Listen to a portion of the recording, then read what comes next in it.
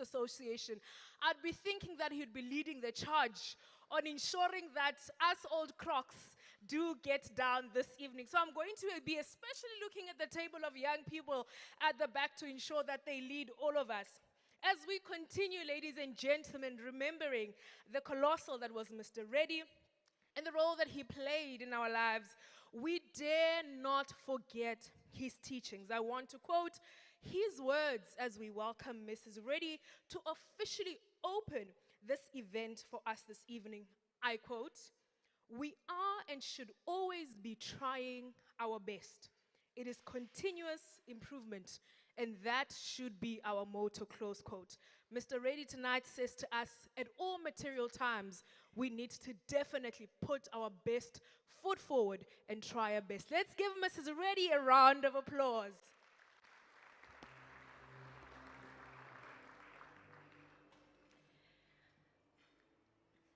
Good evening, ladies and gentlemen. It is my great honor to welcome you this evening on behalf of the Rajan Reddy Foundation. I wish to extend our gratitude and appreciation for choosing to be here with us tonight, and I promise you an evening of inspiration. To our institutional partners and the people of social cohesion advocates, the people of the media, and all our distinguished guests and wider business, thank you for your presence. To observe all protocol, I wish to acknowledge the presence of Your Excellency, the High Commissioner for the Republic of Singapore in Pretoria, and his fellow man, Mr. Alex Ho. Many of you have engaged with Rajan in some form or the other. So it's with great pleasure that I stand here before you tonight to welcome all of you all to come in and celebrate this life of an amazing human being. Like I said in my previous speeches, he was a father, he was a husband, he was a grandfather, and more importantly, he was a friend, gave advice to every single person that he met and that would come in and ask him for some sort of advice on how he was so successful in life. This evening, we are here to honor his legacy, to honor everything that he stood for. He was so passionate about empowering our youth. He was so passionate about looking after the aged. He was so passionate about acknowledging education. And you will see with all of our pillars of the RR Foundation, each and every one of them tells you a story of what he wanted to do and how he wanted to do it. This evening is a legacy of Rajan Reddy, all that he stood for, all that he wanted and all that he dreamed for his people in KZN as well as the rest of South Africa.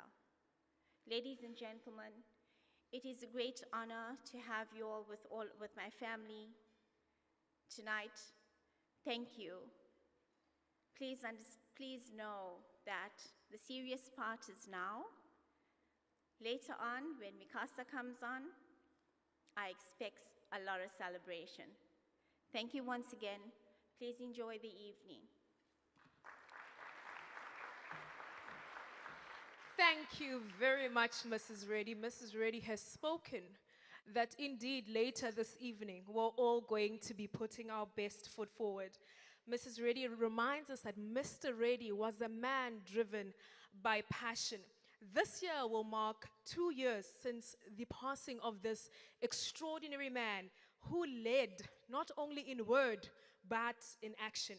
When Mrs. Reddy was in conversation with the KZN Business Sense, she shared very profound words that I would want to quote, if you allow me, Mrs. Reddy, that the RR Foundation was the only way I could honor all that he did for the people outside his company. Whether he was going into the township and talking to the children there, or sitting and speaking to the aged. He wanted to acknowledge the people that grew the country, whether this was in the area that he grew up in or in the areas where he did his plumbing and building. He knew that the people in these areas, he knew what they were doing and how many of them were battling, including their challenges. I want to especially highlight these words. He wanted to make things better, even if it was for one day. He never said no to anybody who came to ask him for help. So these are the words that Mrs. Reddy says to us, that he wanted to make things better, even if it was for one day. So at this point, ladies and gentlemen, we just want to acknowledge our guests in absentia that have sent through the apologies and messages of support to the RR Foundation and Reddy family. The former member of the National Assembly of South Africa, Ms. Peggy Nkonyeni, the Deputy Executive Chairperson of Social Cohesion Advocates, Dr. Raj Govender, Social Cohesion Advocate, Dr. Kuda Shoniwe, the CEO of Lead Like Mandela, the Nelson Mandela Foundation, Mr. Azam, the CEO of the National Youth Development Agency, Mr. Wasim Karim, the Durban University of Technology Foundation Chairperson and CEO Bidvest Mr. Wiseman Madinani, the CFO of the RR Group of Companies, Mr. Neil Biggs, as well as the CEO of Ashton Energy, Mr. Bully, amongst others. Tonight, ladies and gentlemen, we gather under the theme that says the power of the collective, getting people to band together. The world's issues are too big and too complex for one person to address alone. So there is power in unity. Right now, we're going to be calling a woman who, to many of us young people, taught us quite a lot about self-awareness. I remember growing up watching the SABC. There was always these powerful voices that would always serenade us in the morning, in the afternoons. They would be telling us about unogwaja. They would tell us about bravery. They would tell us about the beauty of being. They would tell us about how deep and how powerful our voices are and why we should never remain silent. These voices raised us. They reminded us that we too have a place in the world. We never knew the towering figures. We always knew that there were those voices. And I was listening to an interview that she did years back, and she would say, "Nobody knows how I look. But every time I speak, they would say, yes, that's her. That's definitely her." And at this point, ladies and gentlemen, we're going to be welcoming on stage a literally giant in the arts, a storyteller, a mover and shaker, Doctor. Do you know her? Do you know her? Let's please put our hands together for Dr. Tina Mhlophe, who's going to be serenading us with one of her performances. Thank you. Do you need a mic?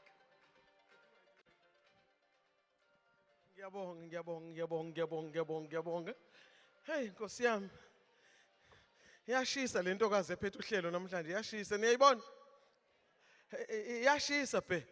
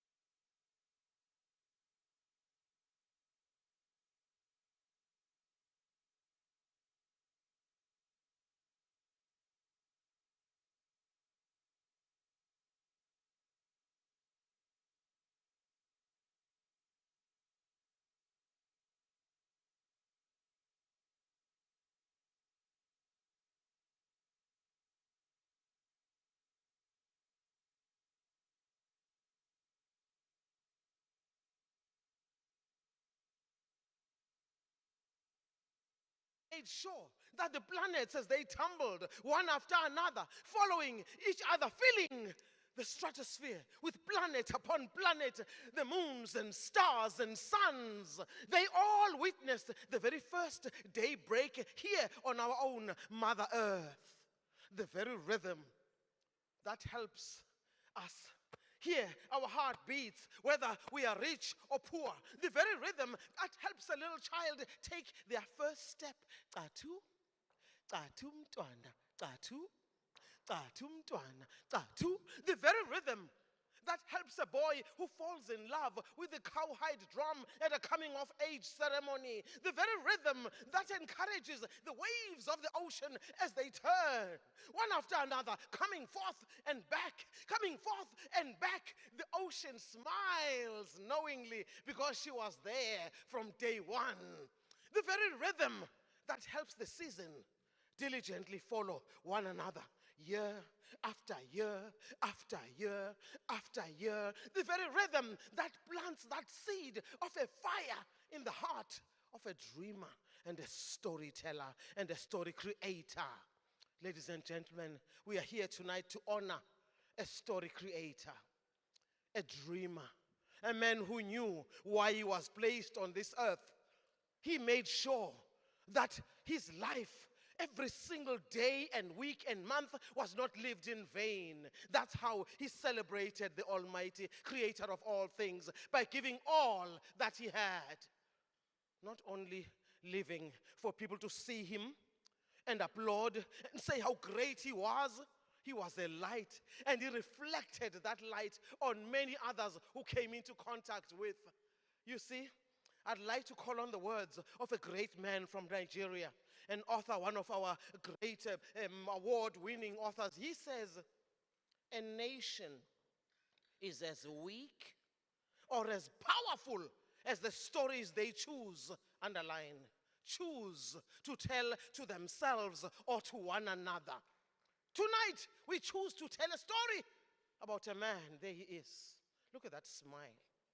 If you've never met him, you feel like you're meeting him tonight. Yes, on the 18th of February, 2023. You saw his family. You saw his family. You know something happened in that family that bound them. Ben Okri says, a nation is as weak or as powerful as the stories they choose to tell to themselves or to one another. Tonight, we choose to tell a story of an amazing man, to celebrate and be at this gala fundraiser for the Rajan Reddy Foundation, because foundation is a beautiful word, a foundation. When you don't have a strong foundation, and you don't know where you are going, you're fumbling all over the place. But this foundation is about building, inspiring, encouraging, educating, and empowering. And I will be back later on, and we shall share another story. But here tonight, I'm greatly honored to be amongst you. To the Reddy family, I celebrate you. Ngiyabonga.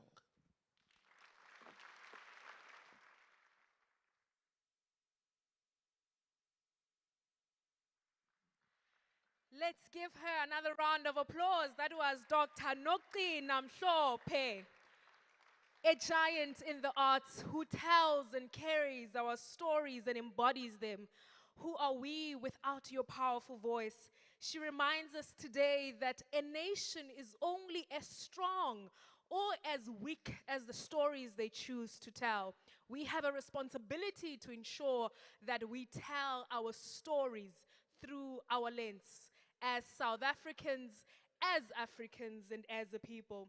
We also want to take this opportunity, ladies and gentlemen, to recognize Mr. Fazia Pia, who is a former deputy mayor and now National Executive Committee member of the African National Congress, as well as Mr. Ibrahim Patel. So, ladies and gentlemen, we're going to be entering into a very serious point at this moment.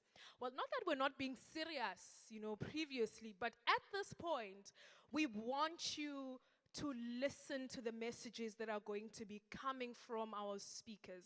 We're going to be expanding on the 3 pillars that the RR Foundation anchors itself and its work on. The first pillar being physical health, the second pillar being psychological support, which speaks to mental health, as well, colleagues, as education. So at this point, we're going to be requesting our technical team to just play a video for us.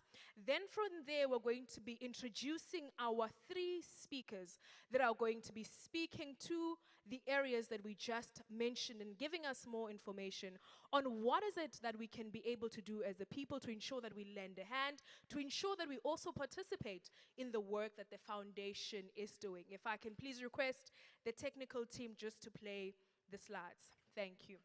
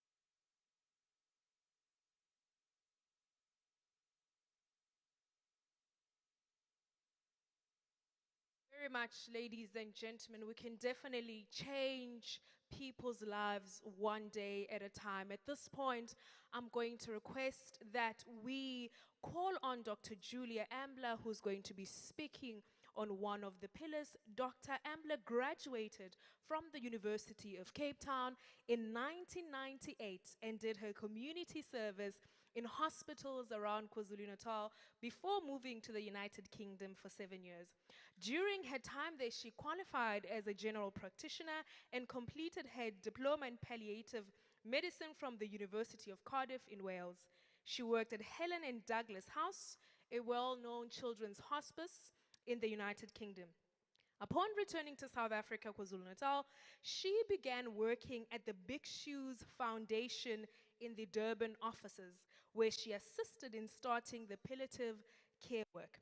In January 2013, she co-founded Umduduzi Hospice Care for Children, a non-profit organization set up to continue the work of Big Shoes in the KwaZulu-Natal province. Let's please put our hands together for Dr. Julia Ambler.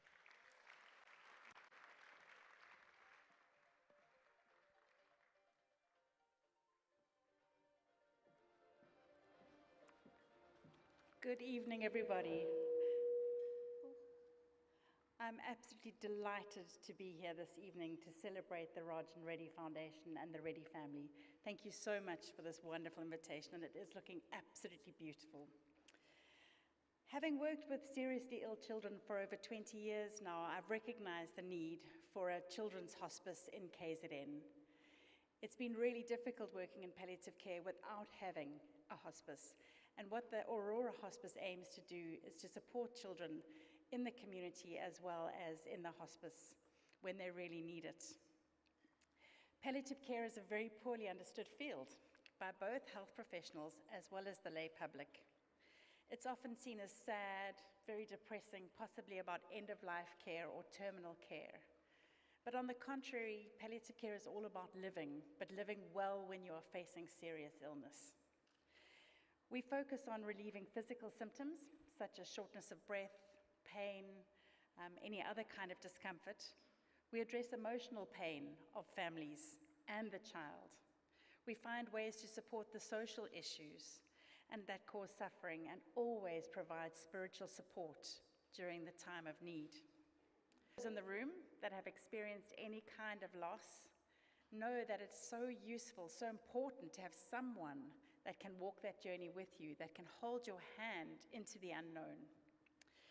Someone that will focus on the quality of life, and not like most doctors, just focusing on the disease process itself, but really thinking about the whole child, the whole family, being a sane and calm voice to really help us make difficult decisions when we really are facing a tough time. Through the establishment of Aurora Hospice and the home-based care program, the children of KZN will have improved access to this kind of care and support.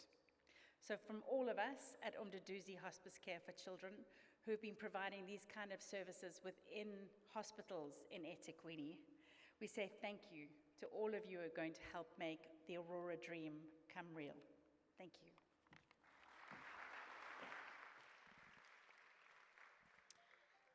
Thank you very much, Dr. Ambler, for reminding us that it is important for us to have a holistic approach to children. Can we then request the team to continue playing the videos?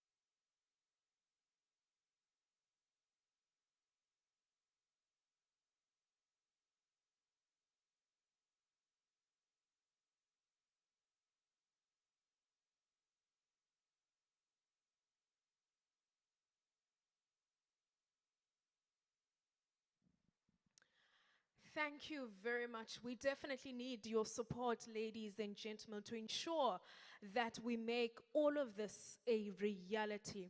At this point, we're going to be requesting Dr. Nasim Hanif to come and speak on the next point. Dr.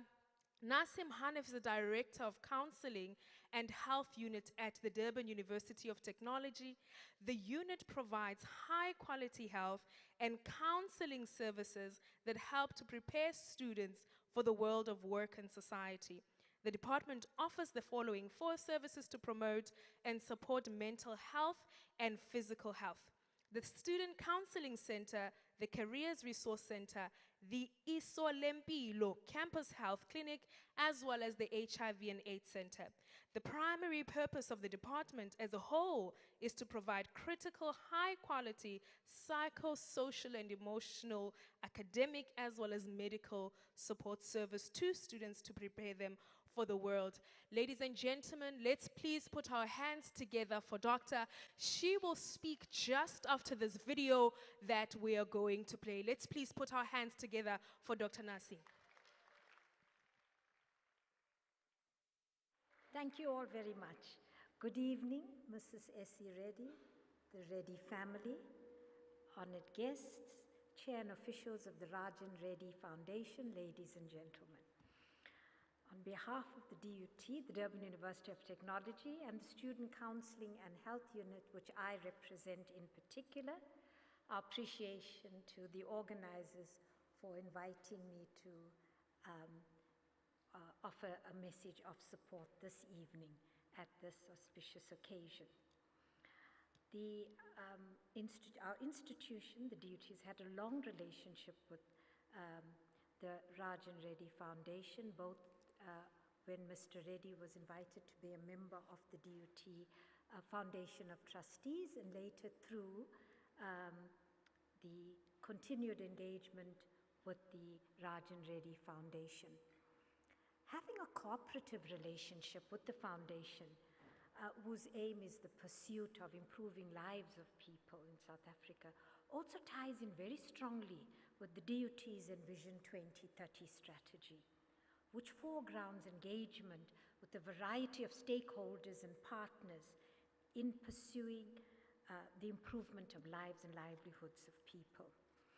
Late last year, the unit I represent, the counseling unit, met with Nadim Aziz and his associates from the foundation, and this meeting was held to explore ways in which we could engage, provide professional insights, and just deliberate on future plans for their 24/7 online mental health counseling service. This is one of the pillars of the foundation. You know, mental health is what is the way we feel, we act, we think, and it impacts all aspects of our lives. And we really, from our side as the counseling unit, applaud the foundation for this initiative. This is supported by research. I mean, 2021, an international study was done, known as the Annual Mental State of the World Report, done by Sapien Labs, in which it looked at 34 countries and measured their mental status and well-being. And what do you know? South Africa ranked as one of the worst countries in terms of mental health, which is why we were so wanting to support and work closely, Mrs. Reddy, with the foundation to be able to have an exchange of ideas and ensure that there is a cooperative relationship. And I mean, we would be living in blind utopia if we didn't know how many mental health issues affect every single one of us. And I'm just talking about us here in South Africa, not even internationally. You only have to look at the television or open our newspapers to read about the harsh realities and the violent crimes that South Africans face every single day.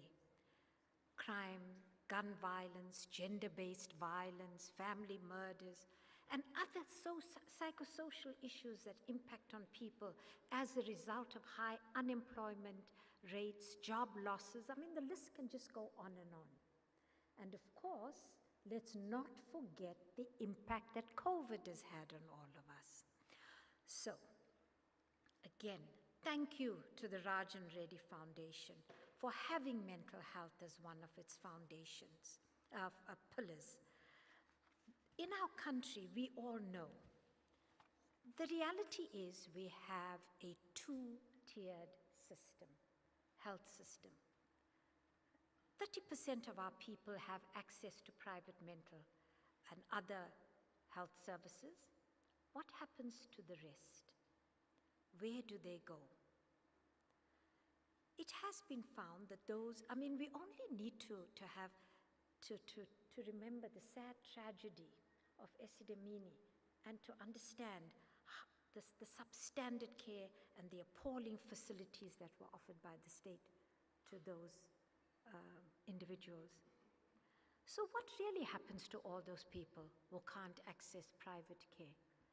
Many of them who are not able to get state care fall through the cracks, or alternatively are then being assisted by community-based initiatives, of which the Rajan Reddy Foundation, having mental health as one of its pillars, is filling such a vital need in our communities, in our country.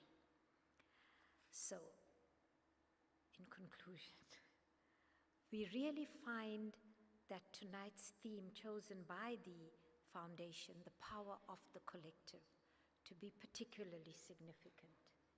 It is only when we become together as a group of individuals and organizations, hold hands cooperatively, and raise each other will we then be able to truly raise our nation and to assist those who need it so urgently. May the Rajan Reddy Foundation continue to educate, inspire, and motivate. And from the Student Counseling Unit that I represent, we really look forward to future fruitful engagements with us. Thank you all kindly for listening. Thank you very much, Dr. Hanne, for those powerful words. Let's give her another round of applause. We're just going to request the team to continue playing the videos. Thank you.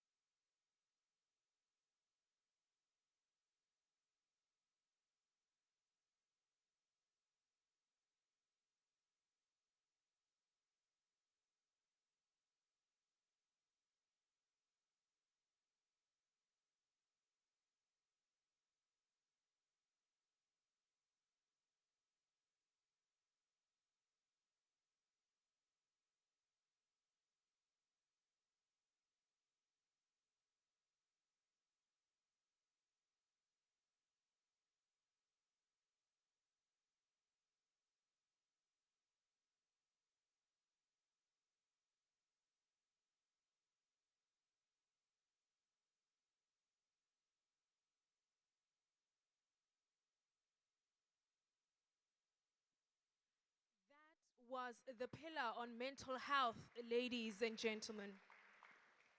We have seen an increase in suicidal ideation amongst young people.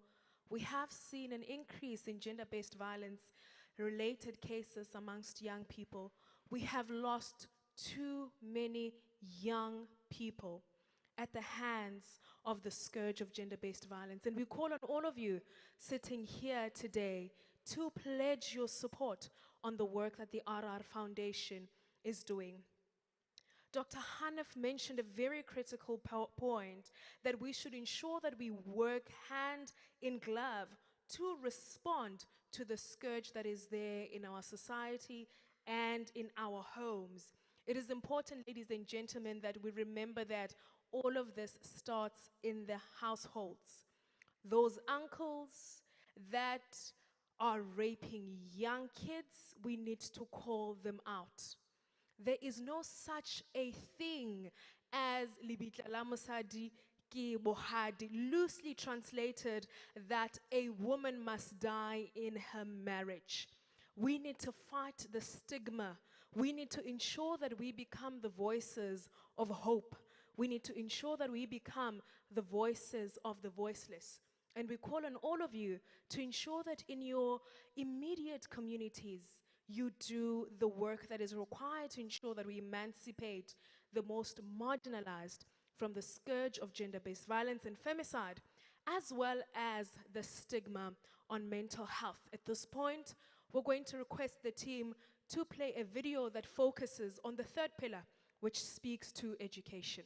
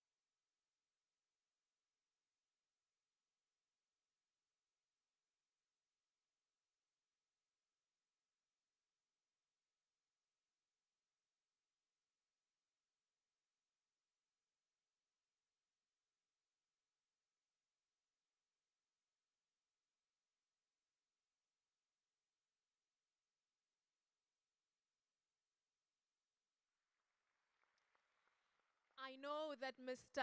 Mhlongo is here in the house. He is the director of Grand Tenori. The performance that we had earlier, he is the leading director of that group, and I know that he's definitely in the room. Can he please rise on his feet so that we can be able to see the product of the RR Foundation? He's just there at the back. If we can please give him a round of applause. We want to say to the RR Foundation that we see the fruits of your labor. Do not relent to continue supporting young people in education.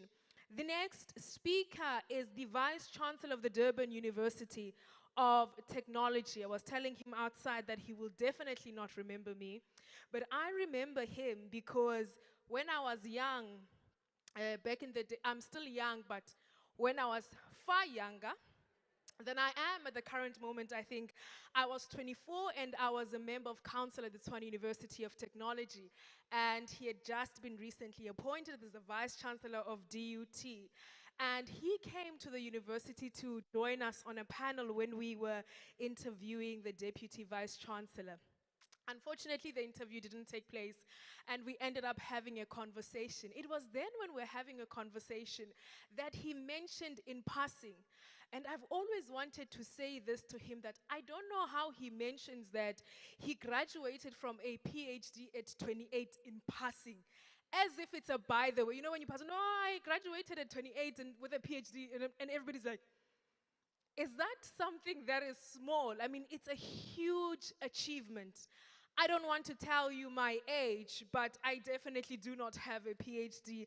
I've passed 28, Prof, so I don't think I still qualify. But I think it was from that day that I started following the work that he has been doing. And for the very first time, the Durban University of Technology hit to the top 10 universities in South Africa, leading as the #1 university of technology, not only in South Africa, but on the African continent. And that was led by none other than the sitting Vice Chancellor and Principal, Professor T.Z. Mthembu. He was also a Vice Chancellor at the Central University of Technology, which is in the Free State. He holds a PhD in mathematics from the University of the Witwatersrand. By formal education, he published mathematic papers in international journals and is a co-author of a monograph in approximation theory. His scholarship has diversified into other fields, including higher education, management, in which he is also well published.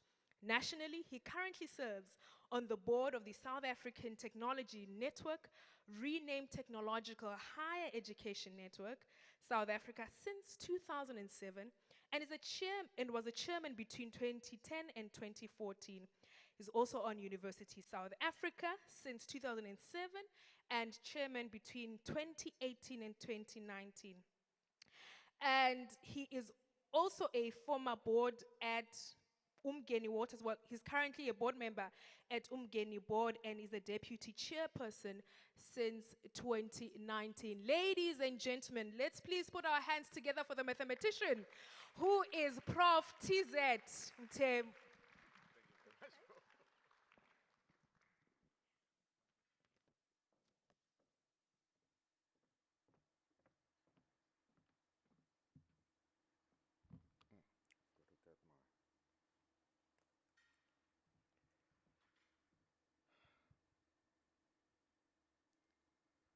Thank you very much, Program Director, for those very kind introductory words. To the Reddy family, Mrs. S.A. Reddy, and the children, thank you very much for this opportunity I have to address this august occasion, this Gala Dinner of the RR Foundation. One of Nelson Mandela's famous quotes goes, and I quote, "Education is the great engine of personal development.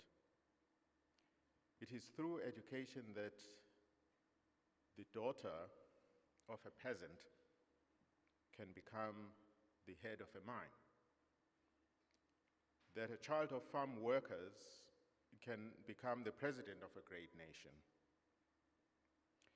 It is what we make out of what we have and not what we are given that separates one person from another.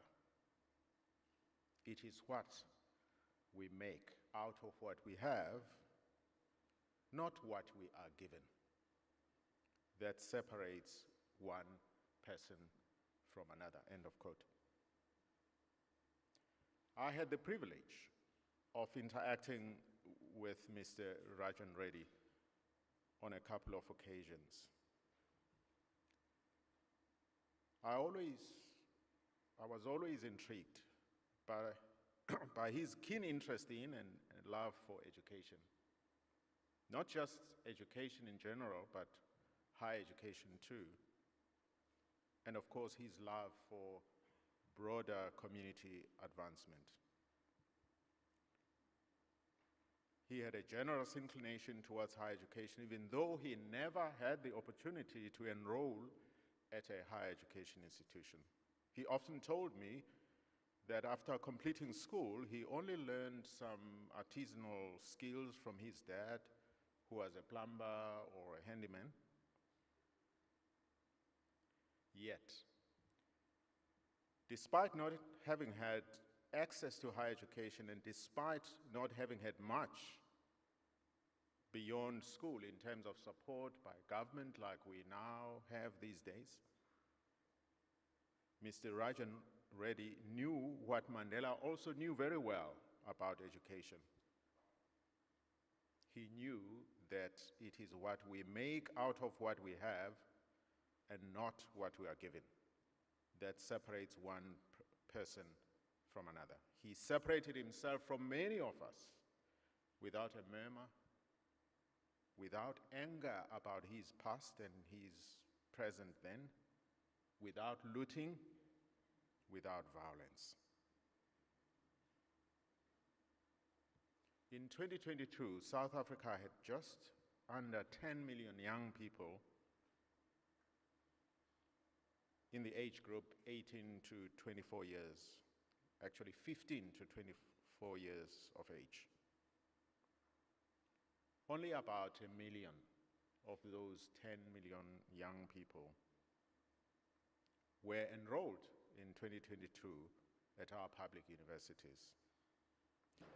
This means that 90% of young people in the age group 15 to 24 years of age is left to its own devices without much further government investment in them.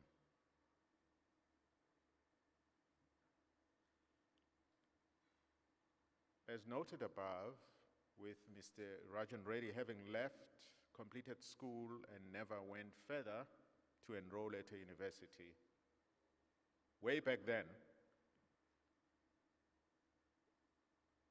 he was part of this group of 15 to 24-year-olds with no investment by our government. Of course, those days, the situation would have been worse. And if he had been part of the 2022 cohort, he would have been part of the 90% of young people left to their own devices.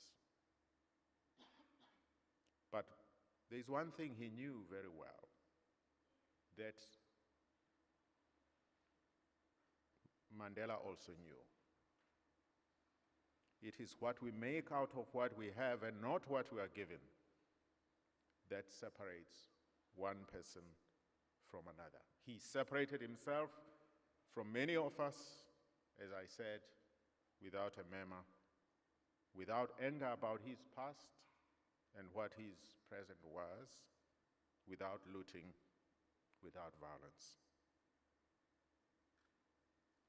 Through DUT's long-term partnership with Mr. Rajan Reddy, who, as was mentioned earlier, was a member of our DUT Foundation.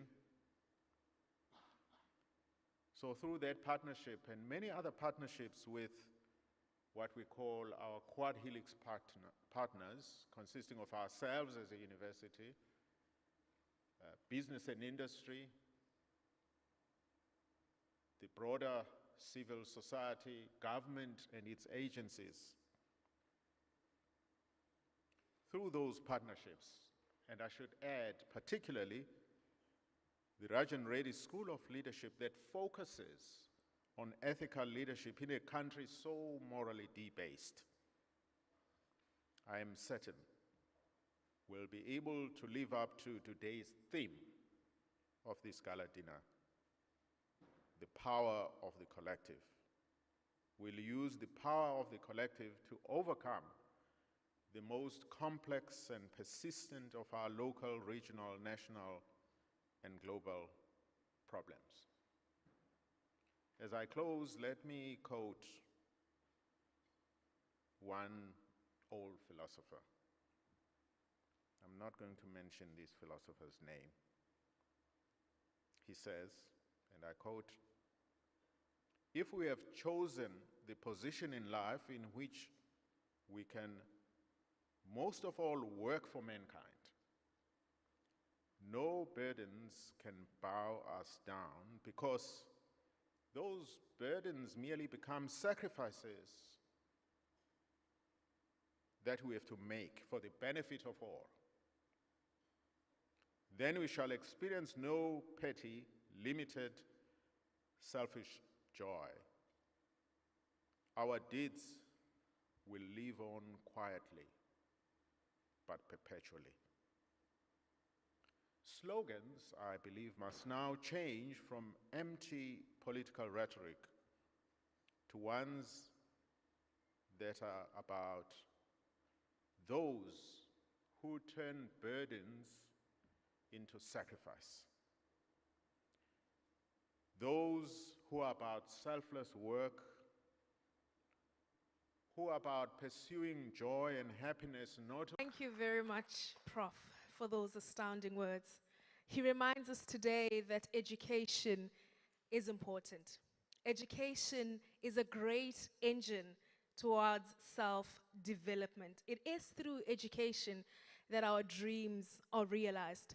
And we do hope, ladies and gentlemen, that this evening, as we go back into our communities, as we go back into our homes, we can be able to ensure that we bring others along and ensure that those who do not have access to education, we become the agitators of ensuring that they have access. We'll definitely be giving Prof and his colleagues in higher education a challenge to ensure that there is more space for young people. Every January, young people complain that they can't be able to have access to institutions of higher learning. And we want to challenge you, Prof, together with your colleagues, to ensure that you are in the forefront of pressing for there to be greater infrastructural development so that there can be more spaces for young people to be able to access higher education. We're going to be playing the very last video, ladies and gentlemen, before we move on to the main speaker of this evening. Thank you.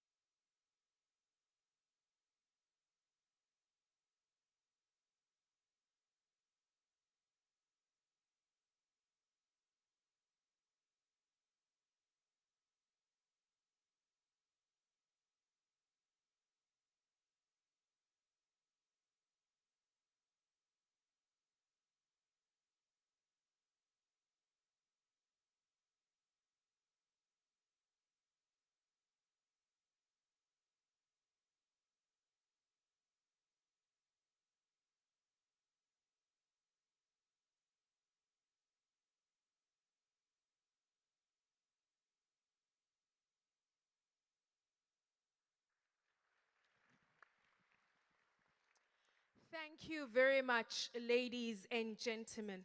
Let's ensure that we definitely pledge our support to the RR Foundation as they continue to do the work that Mr. Reddy left as his legacy.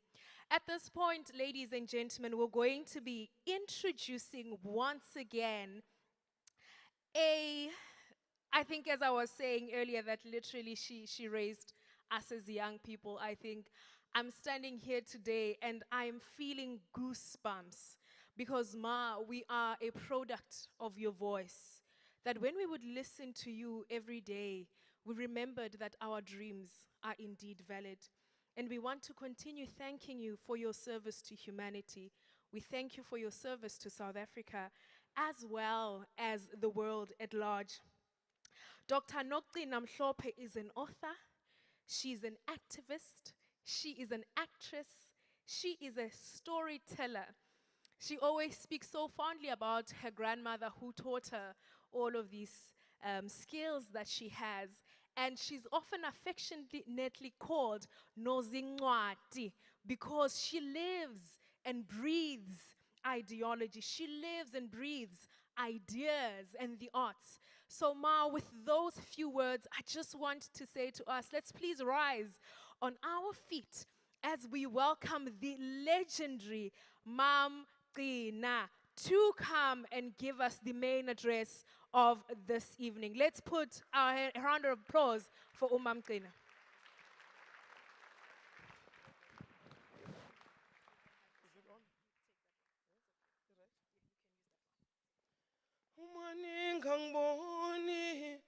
Umaningangiboni banta bami anophekisa phaka umaningangiboni.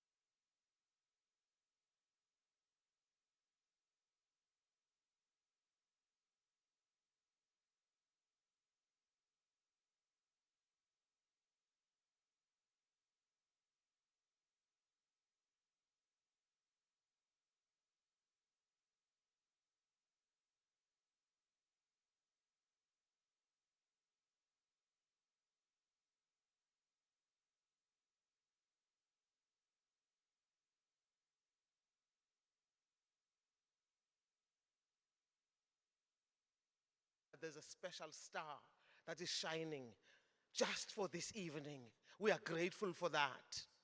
To the Ready family, to the captains of industry, for people in the NGO sector, for people in education, each and every one of you who pledged to support this important work. I'm so grateful that I got to know about the work that has been done, that is still to be done by this wonderful foundation. You know, there is a problem about beautiful things that don't get talked about. And that bothers me big time. Because if you listen to the news, you hear only the bad things. If you do disgusting things, you're going to be famous, I promise you. If you do wonderful things, I say adlulisa just by the way. So it's extremely important for us to get used to talking about good things that take place in our country, because there are so many people that do wonderful things. We wouldn't have the wonderful or the fire to say, I can do something as well. I can do, because you see it, somebody else doing something, and people think you've got to wait until you are a millionaire before you are able to do something.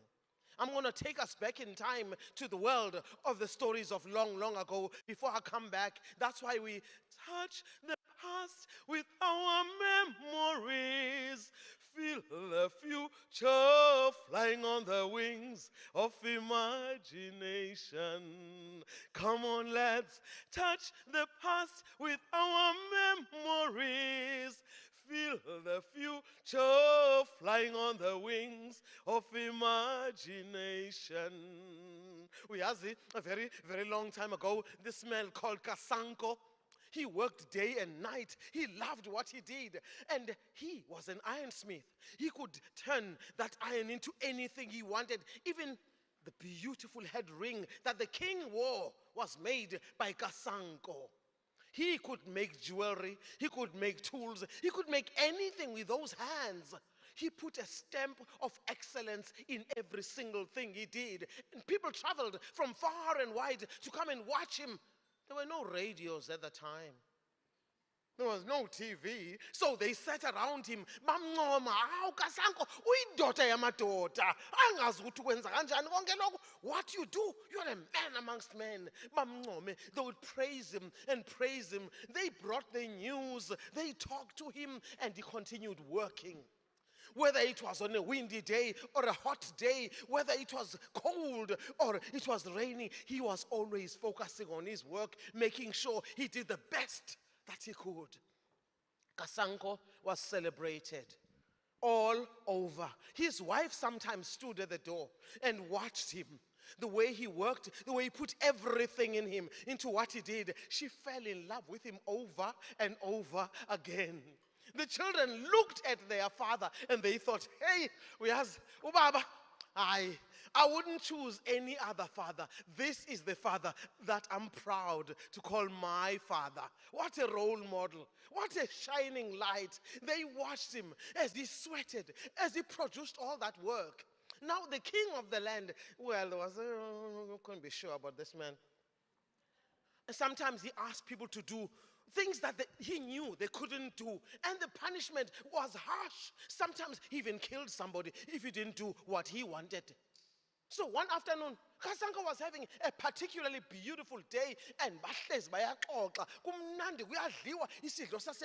what do you know? A messenger comes and says, Kasanko, the king wants to see you. What does he want? Kasanko was terrified. But he changed and he went to see the king. And the king was sitting there smiling, laughing out loud. Kasanko, come, give him something to drink. He said, I'm okay, I'm okay. Sit down, let's talk. I'd rather stand. He was so nervous. He couldn't be having a drink or sitting down because he didn't know what this king wanted. The king said, relax, Kasanko. I know you are the only person who can do what I'm going to ask. Yabon, I need for you to make me a living, walking, talking person out of iron. I know you're the only one who can do it. You see, a what? Yes, a living, walking, talking person. Kasanko, you can do this. And you see, all that metal outside, I've gathered it. It's all for you. You must take it and you can use it. My servants will take it to your house, of course. You don't have to carry it. Kasanko said, my king, if your wish is to punish me, you can go ahead and punish me. I don't know how I can make a living, walking, talking person. Kasanko, the king stood up and he slapped him hard on the back and he laughed. Yes, I don't know why men hit each other so hard on the back, but he did that. How, Kasanko? You're the only one who can do this. He pushed him out of the door. Kasanko's feet, they felt like lead as he walked back home. And people asked him along the way, Ifuna Nkosi, what does he want? He said, you don't want to know. No. He kept on walking. He got to his wife, and his wife said, Baba, Utini, what does he want? I'd rather not speak. Just let me sit down a little bit. He sat down, his heart pounding. And as he sat there, it was so hard to think of what he could do. He felt paralyzed. The sun set. The following morning, he woke up. His wife prepared such a good breakfast. He didn't want to eat. He walked around like a zombie. And finally, several days later, he hadn't touched that metal. He walked across the river to the hill over there. And when he got to the top of the hill, there was a man who was known as the village fool. Slim and just sit down. And when he got to this man called the village fool, Senzo, he greeted him. And Senzo said, Kasanko, you look like you've seen death or something. You've seen it. He says, maybe I'm looking at death. Knowing our king, he probably is going to want to kill me. Why would he want to kill you, Kasango? Who doesn't love you? Everybody loves and respects you. Me, on the other hand, I'm the village fool. Kasango said, listen here. He thought at least he can talk to the village fool. You can open your heart to somebody who's dumb like that, who laughs out loud, who talks to himself all day long. He said, listen, the king wants me to make a living, walking, talking person out of iron. How am I going to do that? An iron man who can talk? Where have you ever heard of such madness? The village fool laughed. Yasin, you always call me the village fool. I don't know about your king. Looks like he's the foolish one. He's definitely mad. How can you do that? You must just tell him, if he had asked me, I would ask him to give me bagfuls of human hair to make the joints to move. I would ask him to give me liters and liters of potfuls of human tears. That would make sure that he blinks, that he speaks, that his heart beats, and he would walk on his own to greet the king. Haibo, Sense, what are you doing to me? He jumped up and he held the village fool and kissed him. And Sense, man. He said, you are my friend. He ran back, had a shower, and when he had bathed, he put on his best clothes, and he walked very, very happily towards the king's kraal. And when he got there, he walked in. He wasn't waiting for somebody to tell him to sit down. He sat down. They gave him a drink, he took it, and the king said, you look like you are going to bring me some good news. And Kasango nodded, yes, I am bringing you good news. You see, I'm almost done with your assignment. All I need now are just 2 ingredients. These ingredients are going to make sure that your man comes and greets you himself. I won't even ask you to come and look at him. Aibo, Kasango, what do you mean? What are those ingredients? I need 100 bags full of human hair. I'm going to make sure I use that human hair. I'm going to burn it. I'm going to make paste. I'm going to work on his joints. He's going to be able to walk, I tell you. And then I need whatever you want. Please, Kasango, speak freely. He told him he needed 50 potfuls of human tears. King was a bit bothered, but he thought, if they don't cry, my soldiers can also beat him up. So he sent out the soldiers to go and shave people's heads, even old women. Young and old, they were shaving people's heads, and they brought them back to the king. When they brought that, they took pots and they went to the villages and they beat people up. Are you crazy? Peter, after you shaved our head, now you want tears? And where have you ever heard of anybody who waits for their tears to be collected when they cry? Where have you ever heard of such a thing? At some point, the soldiers left it alone. They went back to the king. They sat down and said, King, we can't collect those tears that you want. We just can't. People are refusing. And while he was sitting there, listening to them, knowing that they are not planning to go back, he realized, hey, do you think Kasango is dealing me the same cards I dealt him? I asked him to do something impossible. Now he's asking me to get human tears. Human hair, we tried. Human tears. He thought about it and thought about it, about the number of people he had hurt over the years, about the number of people who lost their lives over the years because of his crazy, selfish, and cruel behavior and demands. He went to Kasango's home and he apologized and said, Kasango, please ask me for anything. I'll do it for you. I will never ask people to do any of these mad things I've been asking. I apologize. Ask me for anything. Kasango said, I do have a dream. Maybe you can make it happen. I would like all of these people who come here to praise me, to come or bring their young ones to learn some of the skills I have. I can teach them. I think there could be more and more people who do the type of work I do, and those who do different types of work, those who are tanning leather, those who are working in pottery, everything, we can do it together. I tell you, The king went around shouting, announcing. He didn't even send a messenger to do that. He called his people. He called out loud, and people gathered at Kasanko's home day after day, week after week, months followed each other, and they worked. And he kept on saying, don't forget a stamp of excellence. Don't forget a stamp of excellence. Put your heart into everything you do. And people worked. Less talk and more work. Less talk and more work. Sometimes people sang. Sometimes people celebrated. Sometimes people looked at each other's work and they were inspired. And they thought, Kasanko, aye. We are shesa, just like the fire that we are using. You are putting that fire inside us, the passion to do our very best. They were just growing and growing and growing like that. When I think of Mr. Reddy coming from a place, a man with such a brilliant mind, with those dreams, he must have been like Kasanko, because he knew what he wanted to do.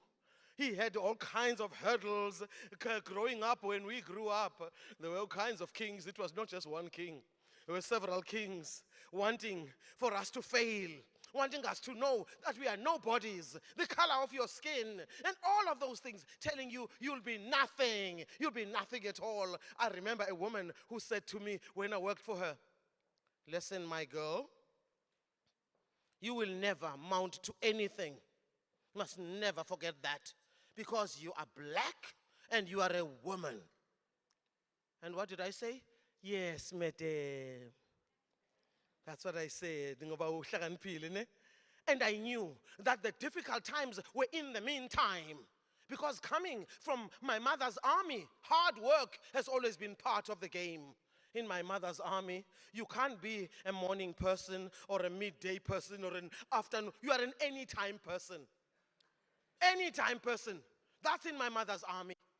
And people who want to do something with their lives, who make sure that other people benefit from what they bring into this world, the gifts they came holding when they were born, they are anytime people. They are anytime people. I heard a quotation once, somebody saying, it is the heart that separates the good from the great. It is the heart that separates the good from the great. And this man we are celebrating here tonight, he put his heart into everything he did. And his family benefited from that heart, because that heart was like a hearth. And then it was not only his family. Out of all that he had gone through, and until he became a force to be reckoned with in the industry world, in the business world, other people came closer to that central fireplace. They came closer to that fireplace, and he wanted to inspire others.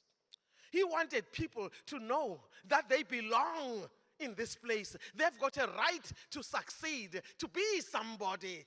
He wanted education to be part and parcel of it, because when you can learn skills and do the best of what you are able to do, you know you are going to succeed. It's a matter of when. Because we've got different journeys, every single one of us. We're traveling at different paces, and the Almighty God brought us into this world knowing that we've got an assignment, we've got somewhere to go. Sometimes we get impatient. You watch somebody else succeeding in what you think you could succeed in.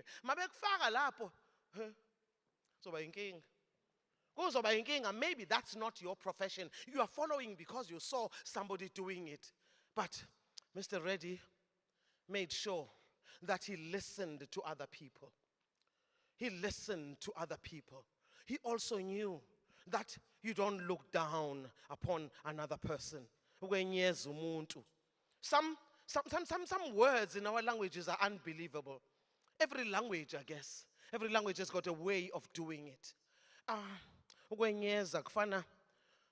It feels like putting, when you sprain an ankle, imagine doing that to somebody's dreams. Imagine doing that to somebody's dreams. He made sure he doesn't sprain other people's dreams. He made them feel powerful, to feel like I can reach my dream. And you saw also that when he worked in his oil company, the KZN oil, he was accessible. Accessible. Some people are not accessible. When they are successful, when they are big shots in the industry, they are just not accessible. Ubabonela le kude. And some people work in their business and akabazi nokuthi obani labantu bayamdlula nje. Usuku nosuku bayadlula nje. And doesn't know who they are. That humility takes you to places. Respect opens doors where you don't even know there is a door. That is the humility that we celebrate about this man. And also, I look at the journey that some of us have traveled, and we have found ourselves being the mediums. When you are a medium for people that have passed on, you've got a bigger responsibility. So our foundation has got a massive responsibility. Uyazi, ukhokho wethu uMamchunu unozincwadi. She couldn't read, she couldn't write, but she collected anything with words on it. She put them in a suitcase, and I didn't know about it because this is long before I was born. And when I was born, I grew up and being this unusual child, and they managed, Kosiam, they managed to love me. But in my international travels, I grew to learn so many things. But the fascinating thing is when I came home and my father kept saying, let's clean graves. And as we continued cleaning graves and my father telling me the names of the people that were laying there at the family graveyard in Hammersdale, then my father would come to the grave of Nozincwadi, the one who couldn't read or write or collected anything with words on it. When I heard the story properly, I thought, where is the suitcase, Baba? Where is it? And my father said, I mean, they should have had a premonition that unto this family a mad child will be born and she will love books. But they did not have a premonition. So after being angry for 3 days and 3 nights, I decided moaning is boring. I've got to do something about it. And so I started the literacy campaign, Nozincwadi, Mother of Books. That was the beginning of 2001. I didn't know that it was continue up to this day in 2023. I don't know how many schools we've visited, how many, we've done all 9 provinces and again, donating books. When we've got money, we're collecting. When we don't have money, we just continue and preaching the gospel of literacy. So when you mentioned education to me, you're talking, yabona, sizotholana. Sizotholana. And then mental health is something that is whispered about. And it is so hard to speak about it because we are not used to talk about it. It's like when you hear somebody does something that is a disgrace apparently to the family, we repeat it and repeat it and repeat. We always say it. Haibo, usethatha unkosikazi weSaint. Doesn't even have money. Taking a 3rd wife. We don't know what on earth he's doing. Is he farming? Huh? So we say all of these things. But when it is something like mental health, shh, because it's so hard. We are not familiar with it.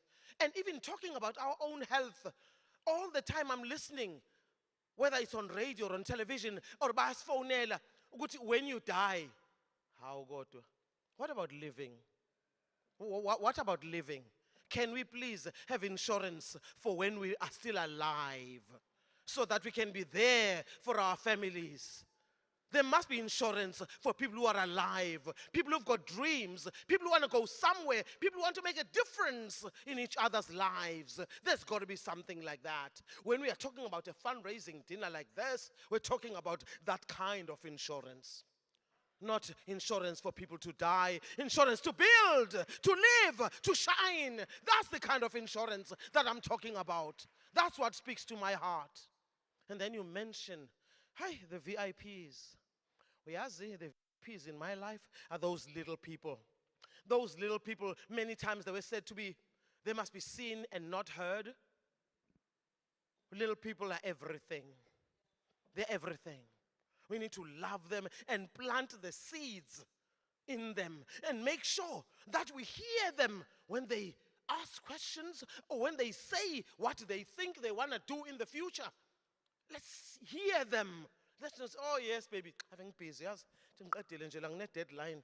They get to know the word deadline at a very young age. Later, and we're always talking about all of these things. And the little people, when they are not well, I don't know how many parents I've heard saying, "Makugula ingane yami, ingathi ngakuthatha ukugula ngikufake kumina." When my child is sick, I wish I could take the sickness, the pain, the ailment, and put it in me so that my child can feel better. I've heard parents saying this, and it's such a sad thing. It's so hard. You feel like you don't know what to do, helpless. Now, when there are people who are running hospices, people who are striving to open more hospices, or even in hospitals, kunzima nokuyofika in some of the specialized hospitals. It's hard. There's not enough money to get transport to go to Chief Albert Lutuli Hospital when your child is there suffering from leukemia or any other sickness. Kunzima. It's so difficult. But let's be there for one another. On evenings like these, we are able to put into sharp focus how much we need one another, how much we need to embrace one another. You talk about something, even when I spoke to your team earlier on, before I came here tonight, they mentioned something that some people don't know about me. But apart from being a words woman, I'm a garden woman. I love gardening. And the Japanese say you're always closest to God in the garden. The Almighty God knows me talking to the Creator Spirit in the garden as I work. But I look at the garden that you are planning to do, to create at that center, a children's garden.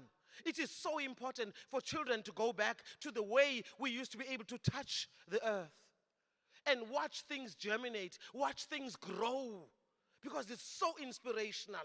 It is so inspirational to watch things grow. Let's go back to that place and maybe encourage the education department to let our children get dirty on the ground. Hayi, auntie bazoklina, bani bazokwenza ukuthi nama-security. Like, hello, our children can do that. We did it. We worked hard in our studies and we excelled. Thank you very much. Proof living in front of you.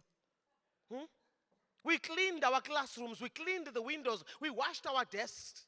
We worked in the garden. We also did our homework. We went home and we worked hard at home. So all of that, when we are in good health, we must be grateful. Let's be useful. Let's be there for one another. But you're talking about children who are vulnerable, children who don't have many people to take care of them. Let's love them enough to reintroduce them not only to Almighty God, but the Almighty God's creation, and make sure that when they see that creation, they see themselves. Ukuthi nami ngingaba utho emhlabeni. I can be something in this world too. Because if a nobody like Mr. Reddy can be somebody, so can we be. If a nobody like you and you, I know many of us come from very humble beginnings. Masuphumelele, it feels like magic. There's no magic at all. It is up to us. And if you listen to an amazing man, Khalil Gibran, you can quote Khalil Gibran forever. He says, a job well done is love made visible. A job well done is love made visible. Let's do our best in building, in whatever space we are, in our professions, in our industries and businesses, but also let's make that love visible in this lifetime, in our communities. When we make a difference for the Rajan Reddy Foundation to realize the dreams that are very real, that need to be multiplied, when we make those pledges, it will also be like love made visible. I celebrate you. I celebrate you, Rajan family. Rajan Reddy family.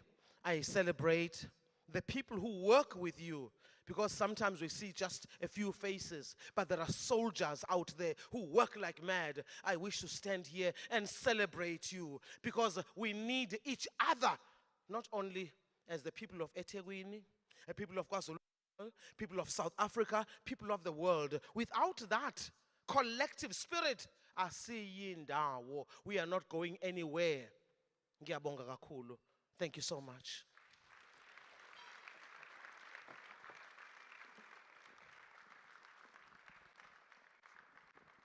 Thank you so much, Ma. We're going to be moving on to the auction of the night. May we please request Mo Vauda to come onto the stage. Can I also please request that our team prepares what we're going to be auctioning this evening? Ladies and gentlemen, please ensure that you take your checks out. Please already write checks. 1 million, you can already go. Mo Vauda, let's please give him a round of applause as he comes onto the stage, ladies and gentlemen. There are pledge forms on your tables. If you can just please take a look at them and fill them in, and please pledge your support. Let's give him a round of applause.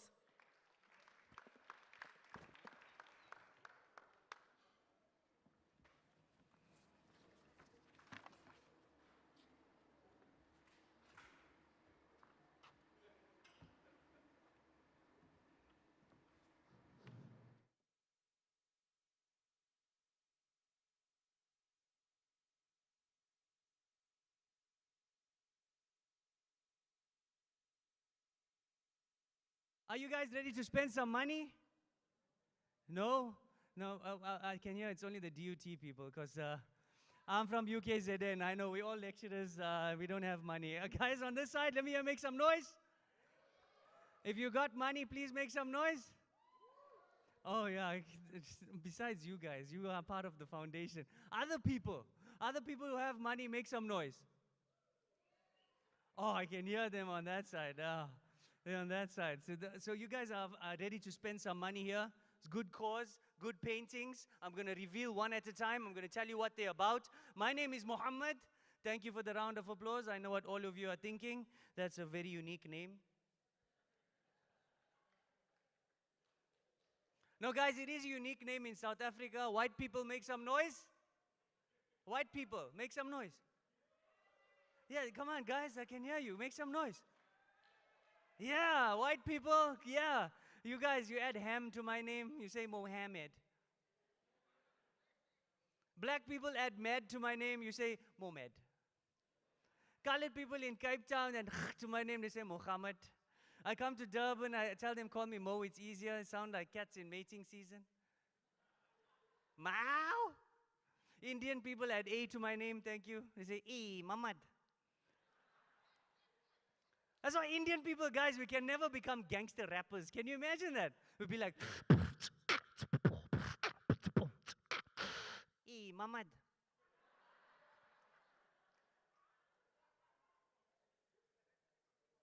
Anyway, guys, we got less time. I'm going to reveal this first painting. This first painting is a print, and we're going to start the bidding off at a very, very humble amount of 5,000 Rand. And I'm going to reveal this painting.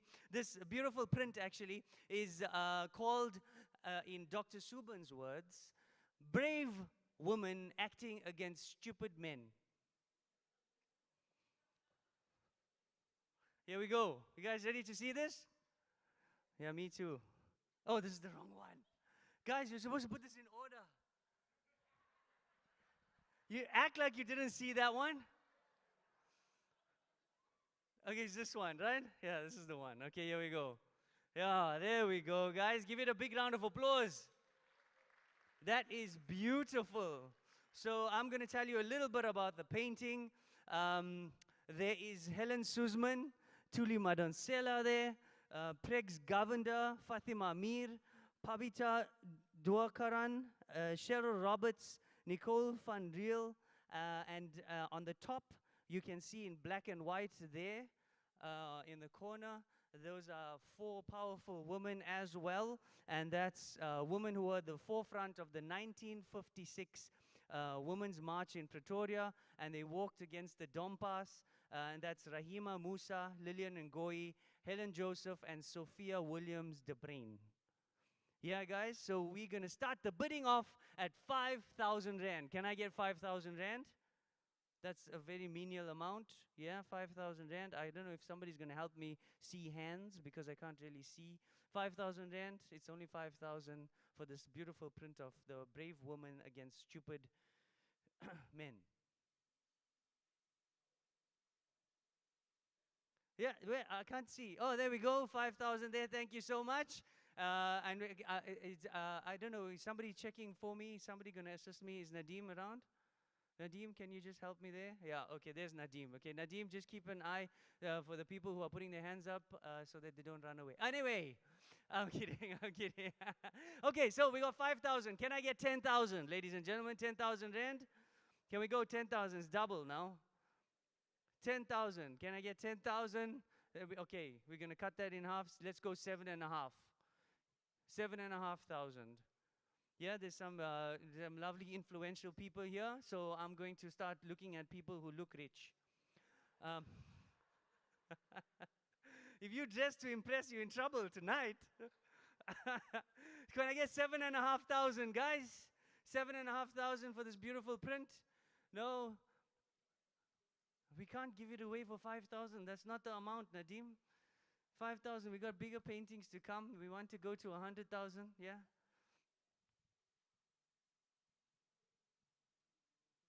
Okay, guys, I was just told that if you spend the money here, it's a tax write-off.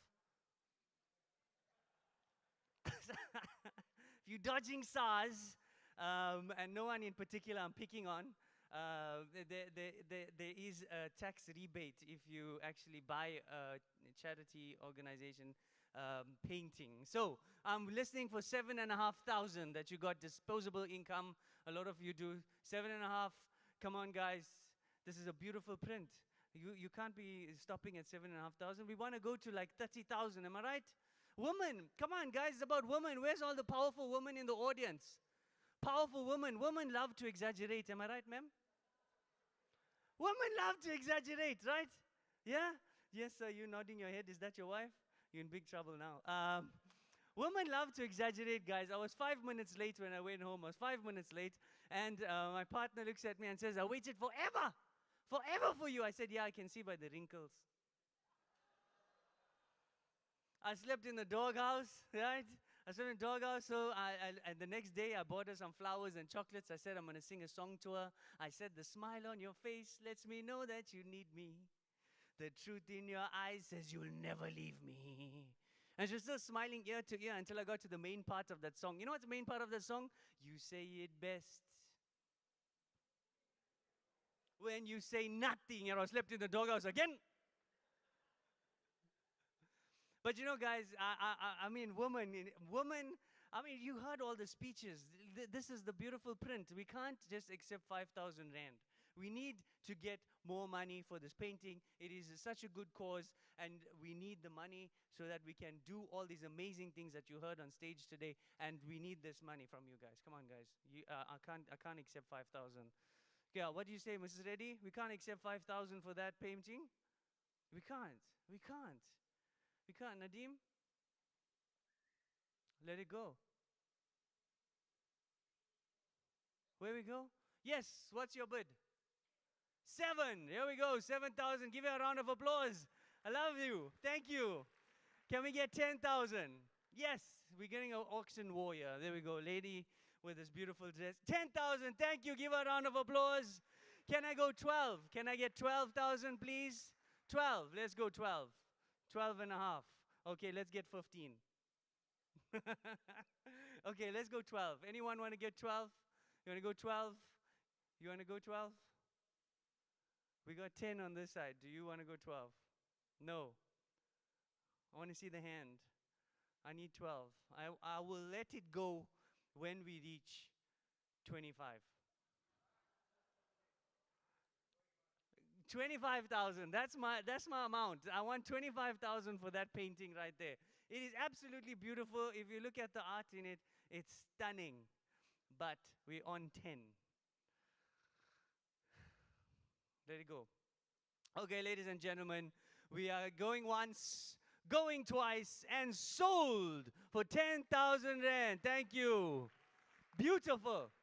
Amazing. If I had not been working for the university, I would buy it myself.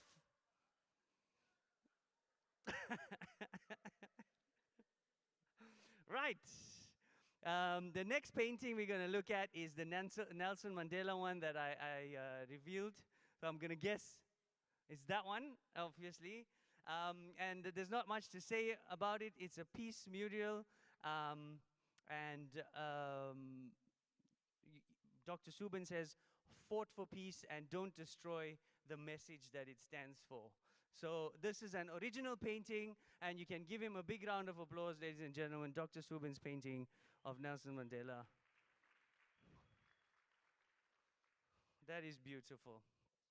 It shows the transition from him being young and then getting old. That's what my analysis is. It's my professional opinion. It's beautiful. Okay, so as I said, we are starting the bid at 10,000 rand. Yes, guys, this is an original painting. We're starting at 10,000, and I'm looking for nothing less than 100,000. And that's what we're going to get, right? Right. So, 10,000 rand for this beautiful painting. Let's hear the bids. I can hear you guys getting very excited. There we go, guys. 10,000 right there. I can see the hand going up. I'm not sure who that is, but 10,000 there. Can I get 15? Can I get 15? Is that a cell phone or a hand? Oh, it's a cell phone. You're not going 15, ma'am? You sure you're not going 15? She put a cell phone away very fast. I was like, 15? No. No. And she put it in her bag. It's gone. It's just 15,000. Can I get 15,000? I want to do the bid like how they do it in America, but it's quite difficult to do it. And you guys are not very keen on doing this very fast. So 15,000? Oh, there we go, 15,000. Give him a round of applause. Okay, I'm going to go in an increment of another 10,000. Can I get 25,000, ladies and gentlemen? 25,000 for this beautiful original painting by Dr. Subin. He's amazing. I'm sure you all know him. And we did they give a good introduction to him? No. Do you all know who Dr. Subin is? Thank you, MC. Where's that MC? MC? Did you not give a bio? What is wrong? Okay, so his philosophy is politicians don't lie, they exaggerate the truth. I'm sorry, that was his philosophy of himself, his paintings. He was an anti-apartheid painter, and then he used to paint about corruption and the ANC, and then he went on further and did a very, very controversial painting. So he has been doing it for more than 40 years, and he's in that game. I don't have the official bio because someone else has it. How did you introduce me, by the way, MC? Did you say, ladies and gentlemen, please welcome some guy, this comedian Mo Vauda? Is that what you said? You are terrible. Give it up for your terrible MC, guys. She's beautiful, I'm kidding. Okay, so we are on 25,000. I want 25,000 for this right now. If I don't get 25,000, I'm going to get that guy from Café Les Plages.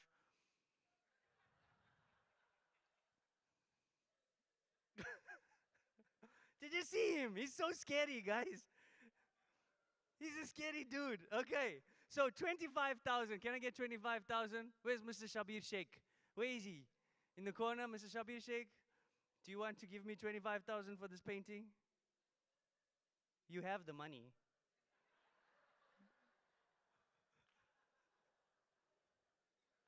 His bodyguards are going to kill me later. Just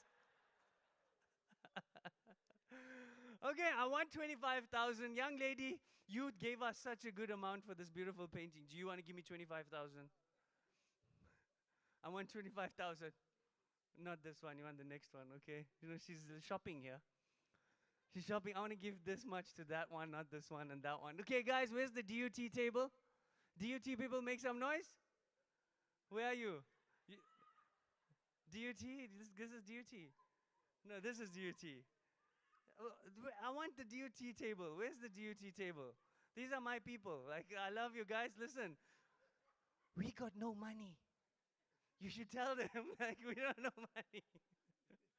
I'm kidding, guys. Come on, this is a beautiful painting. 25,000. I want you guys to give me some money, and this money is going to go into my pocket. I'm kidding. Okay, so 25,000. Am I not going to get 25? If I'm not going to get 25, let's go 20,000. And then you get to eat. 20,000, guys, come on. This is a beautiful painting. It symbolizes the struggle. As a Muslim person, I know what that's like. I recently flew to this international place, right? Recently, I flew to international travel. I went to Swaziland. And when you fly to Swaziland, you fly via Johannesburg, right? That's like going from here to Pavilion via Pietermaritzburg. I took this flight, guys. I went to Joburg. I get this air link. It was completely sold out. All 12 seats were taken. And this pilot comes on and he's sitting right next to me, right? He goes, dung dung. There's no intercom. He's doing that with his mouth, right? He goes, dung dung. Ladies and gentlemen, we are reaching a cruising altitude of 20,000 and we landed. Because it's Swaziland, right? I get to passport control. This guy looks at me and he says, your name is Muhammad. Come with me. I must have the lowest self-esteem as a terrorist to want to blow up Swaziland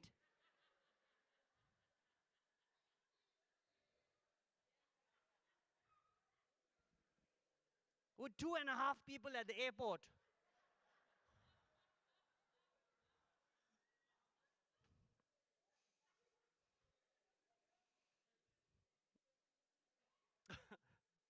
The struggle is real, guys. Come on, I want 20,000 for this guy.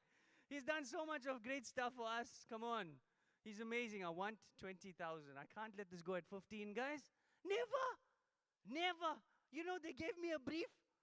They told me I must get nothing less than 50. We stuck on 15. This is terrible. This is horrible. Where's Ashok? Ashok? Okay, come on, guys. We're going to stop at 15. We can't let this go at 15, right? We're not allowed to. We can't let this go at 15? Huh? Nothing I can do. I'm going to shoot them. Okay. I'm Muslim. I can do what you ask me. Okay, listen. Is anyone willing to go 20 on this? No? Okay, I'm going to let it go at 17 and a half. I'm Indian, guys. I'm go in increments. We can wait. Okay, 15,000. Ladies and gentlemen, 15,000 going once, 15,000 going twice, and sold to that young man right there. Give him a big round of applause. Okay, so we got one more amazing painting by this artist, and this painting is worth much more than the last two. Ladies and gentlemen, this is a very controversial one. It's one of my favorite ones, and it's called Shakespeare. Shakespeare, for many reasons. Please don't kill me, Mr. Shabir Sheikh. It wasn't me. There we go. Give it a big round of applause. Shakespeare, it's quite self-explanatory. I'm not going to get into details about this because he's in the house.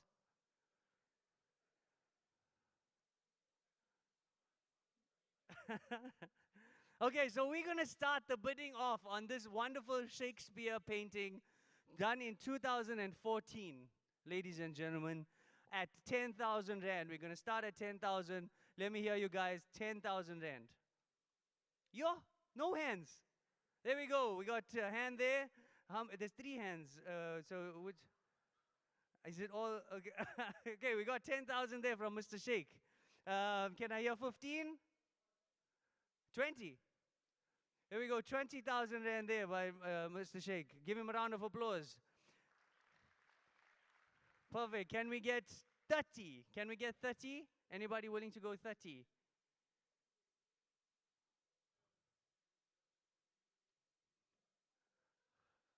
I cannot hear you. As you can see, you are hiding behind Jacob Zuma. So I need to come to you. Mr. Sheikh, what did you say?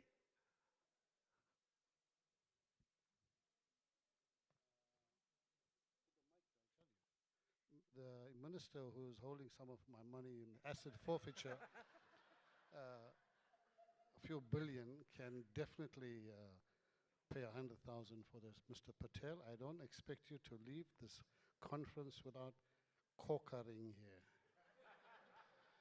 Where do I find Mr. Patel? I was told he's a minister somewhere here.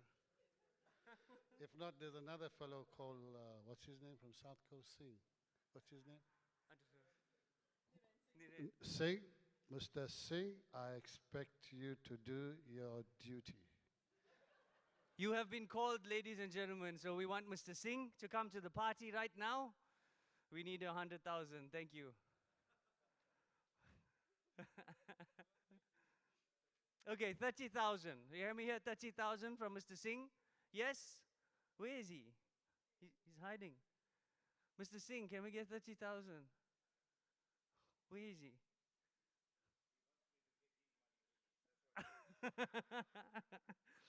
Yeah, I don't think he's bidding here, Mr. Sheikh. I don't know what you're going to do. This is a difficult one. I want 30,000. I don't care who it's coming from. It needs to be more than 30,000 right now. Right now. Right now, not just now or now, just now. I want it right now. 30,000.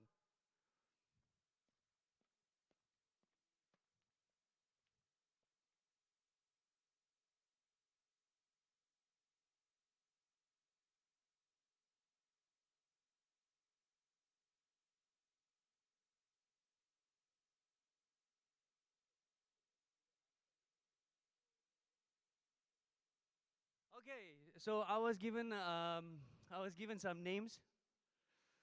Keelan.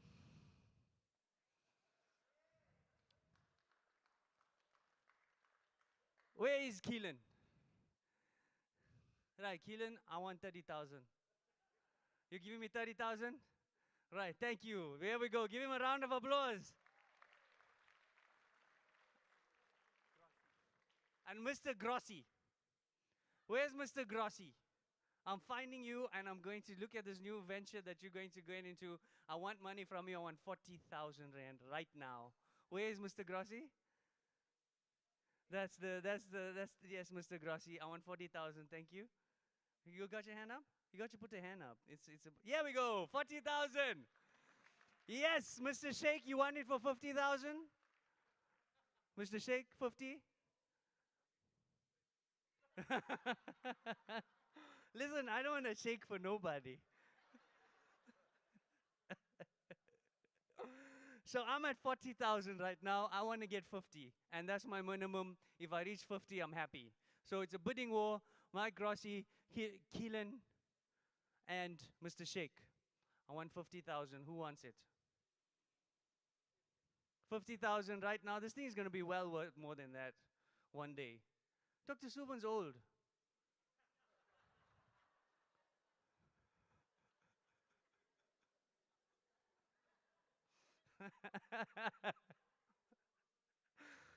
Here we go. 50,000. I want 50,000. Keelan, how are you going 50? Mr. Sheikh, 50? Mike, 40? Oh, you already on 40. He's got it on 40. So it's between the two of you. 50? 50. 50. Yes? No. 50? I have to let it go at 40. This is sad. I'm going to go to the rich lady on this table. She's wearing gold. This rich lady right here. What is your name, young lady? Nomfundo, listen. Last opportunity. You told me you want this one. 50,000 rand. Here we go. You love it. You bought it already. That's done now. How many shoes do you have in your cupboard? You don't have one shoe. You got tons of shoes. This one's pretty and that one's pretty. You can have two. 50,000, yes? No, 45,000, yes. 42,000, yes. 41,500, yes. 41,000. 40,999 rand today. No, get it today. 49,999 rand 99 cents. Okay, guys, I think I have to let it go at 40. Yes? What's this? You bidding at 50. You sure? Guys, we got a 50,000 here. Give him a round of applause. Yo, I was talking to him the whole night. I didn't know he's got money. You got money? Why are you dressed like that?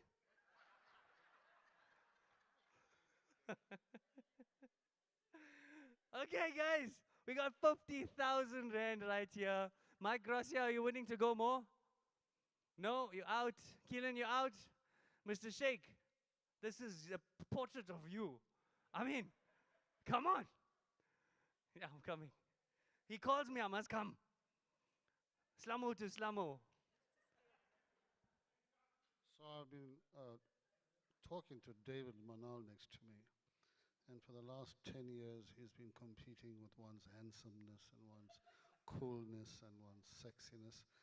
But Who's winning? Who's winning? the first time tonight, he's been described as being frightening. Come on, guys, look at him. He's so scary. So I would make a special appeal to SA to buy this painting for a dying man.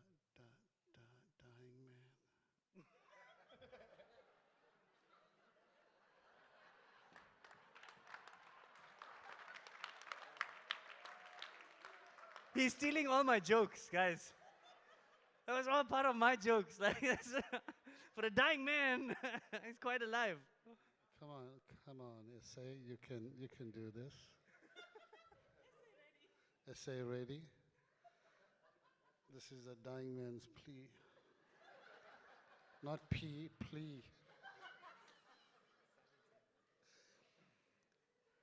Okay, so you heard it from the dying man himself. You want a portrait of him before he kicks the bucket?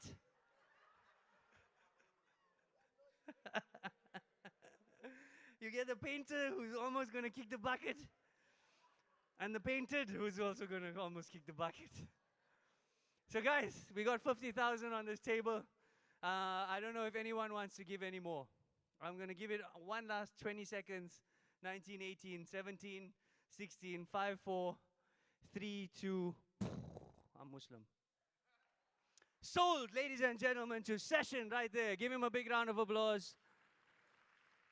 Thank you for your 50,000. Okay, this last one, this is quite close to my heart. It's a different painter.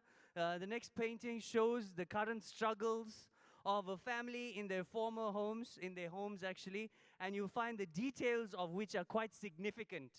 It shows the struggles of a loving father getting back after a long day at work, and a hard-working mother looking after their 2 kids who just got home from school.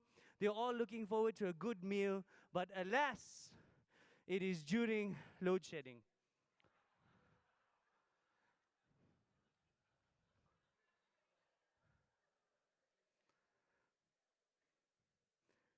It is called Stage 4, aka 4 p.m. to 6 p.m. It's a painting by myself. I painted it, my name's at the bottom, and the date, and Stage 4. I'm going to start the bidding off at 1 rand. I paid 300 for all that crap that I had to buy to paint this thing. So it's valued at least 300 rand, okay? I'm starting off at 1 rand. Anyone wants this crap for 1 rand? Yeah, 1 rand? 1 rand? There we go. We got 1 rand back there. Can I get 2 rand? 20 rand right here. Can I get 50 rand? 50 rand. Can I get 100 rand? Yes, 100 rand right there. Can I get 200 rand? 200 rand right there. Can I get 300 rand? Where's 300? There's 300 rand there. Oh, I'm coming. I'm being summoned, and it's not by a slummo. So weird. He's going to buy it for 10,000 rand, ladies and gentlemen.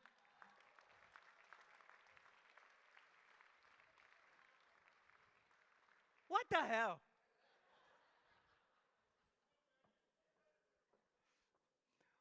Damn it, I should paint more. I don't know if anyone's going to go more than 10,000 for this thing. Thank you so much. Anyone wants to go more than 10,000? Listen, Cree, you got money, right? Buy this thing.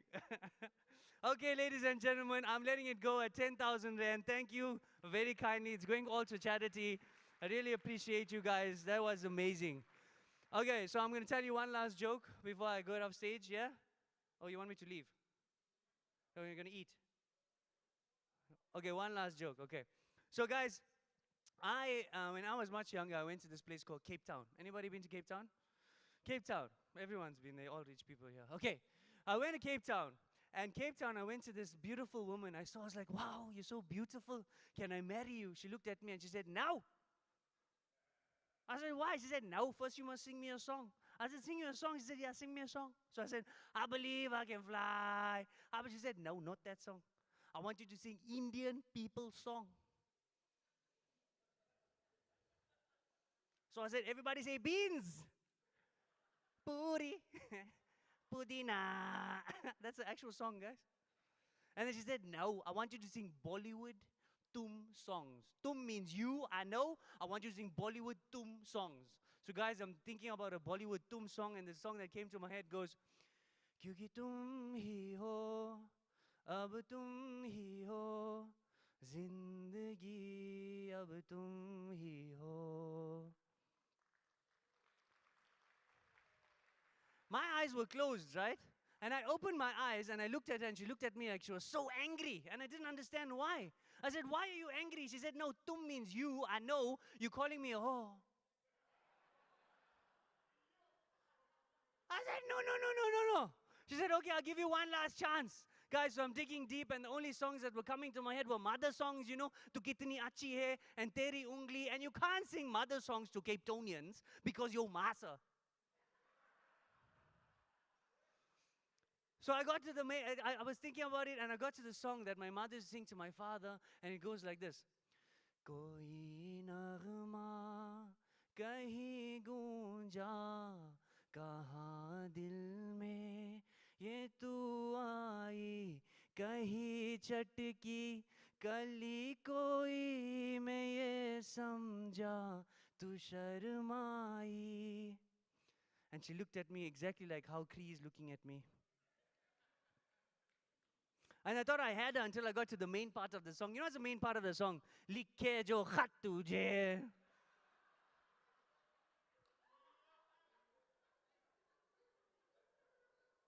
She looked at me and she said, what, you want to lick?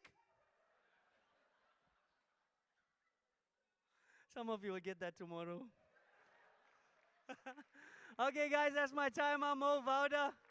You've been fantastic. Please welcome back your hostess. She's amazing.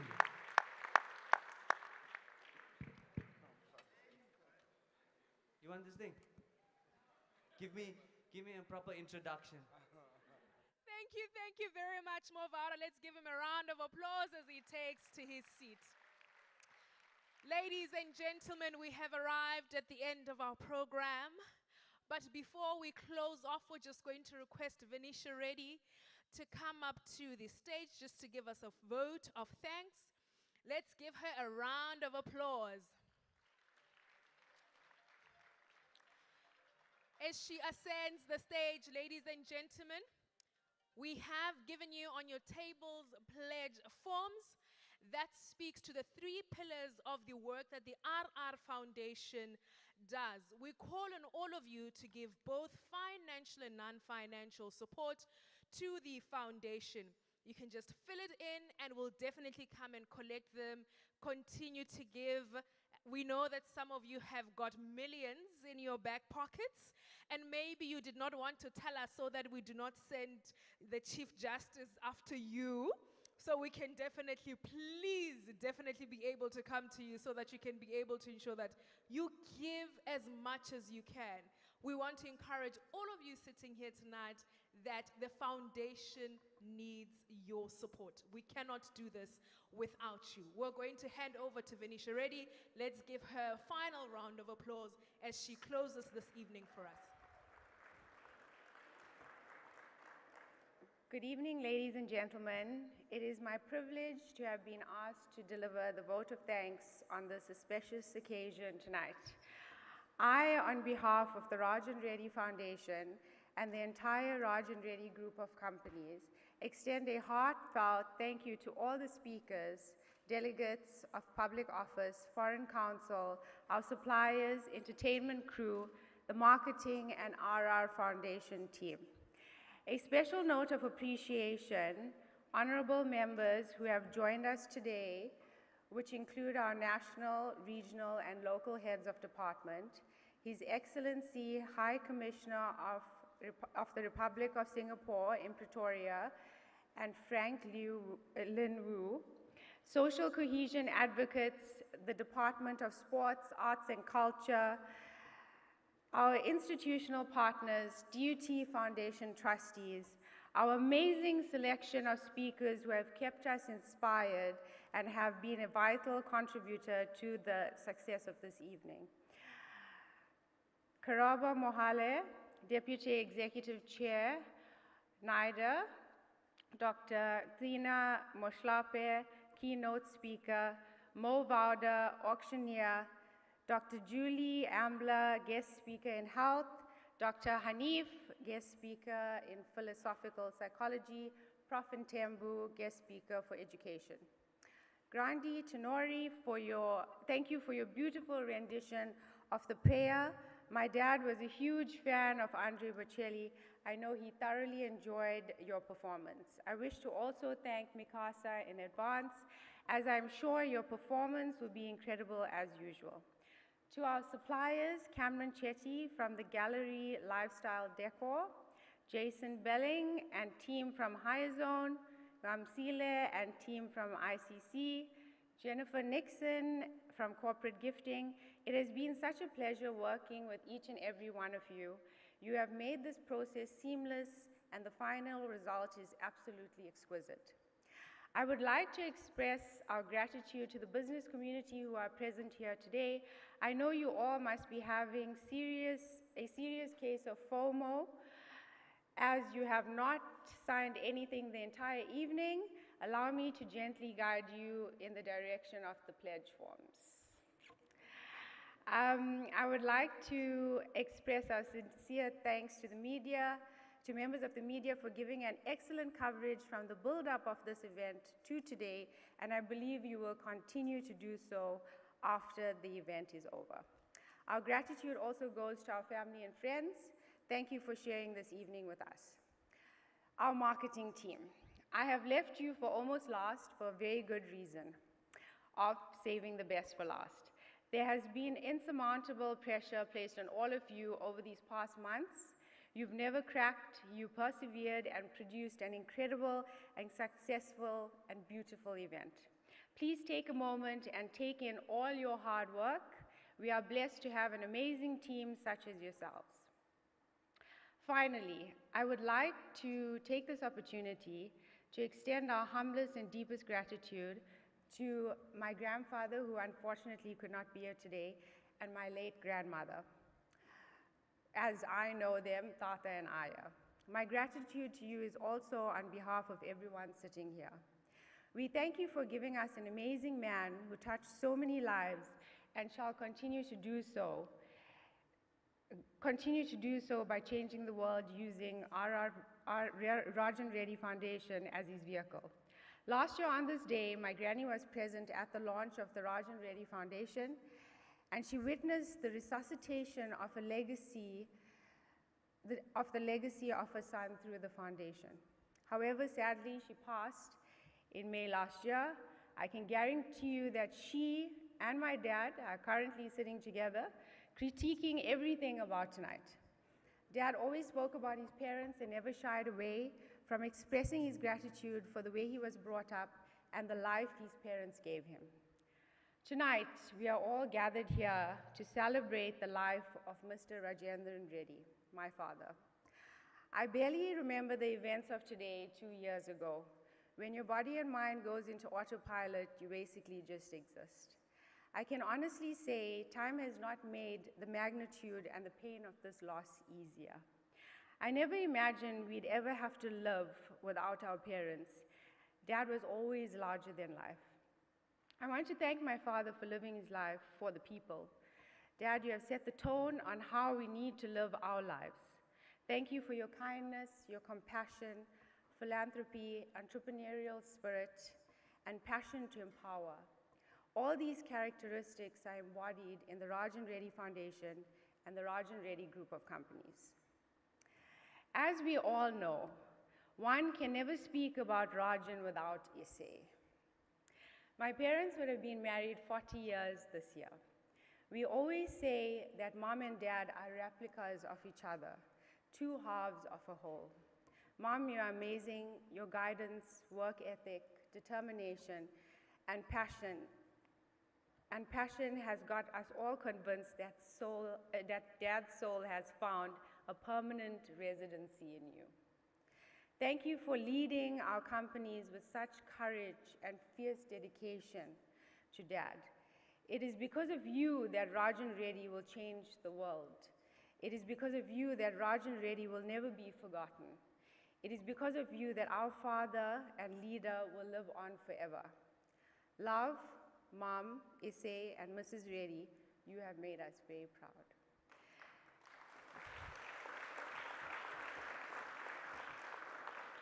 Thank you once again to all you beautiful people. I'm sure we have achieved our goal of making each and every one of you patrons of the Rajan Reddy Foundation.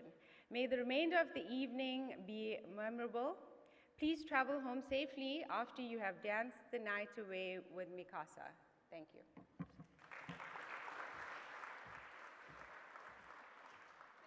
Thank you very much, Venetia. Ladies and gentlemen, we have arrived at the end of our program.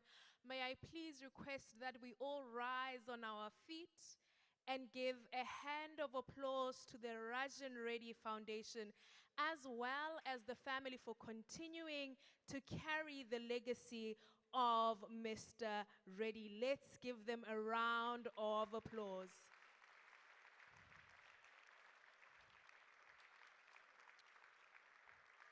Thank you very much. We're going to have dinner now. We're going to have 2 serving stations, one on the left and one on the right, as we prepare to welcome none other than Mikasa on the stage. Please do enjoy your dinner, ladies and gentlemen, and continue to network. Thank you very much and good night.